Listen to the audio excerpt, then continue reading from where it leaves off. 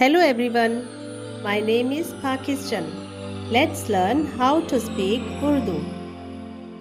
Let's go.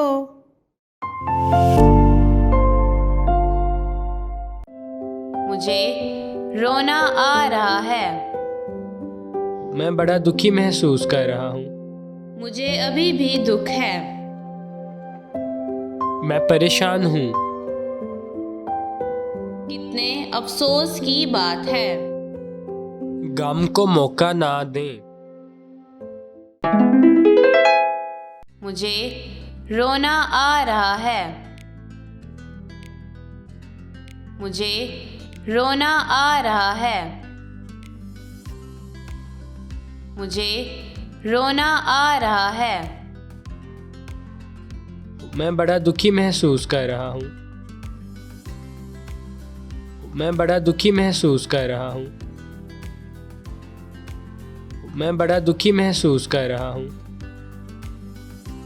मुझे अभी भी दुख है।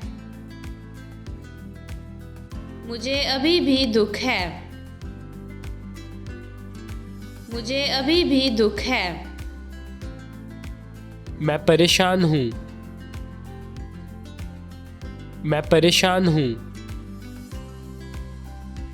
मैं परेशान हूँ। कितने अफसोस की बात है। कितने अफसोस की बात है। कितने अफसोस की बात है। गम को मौका ना दें।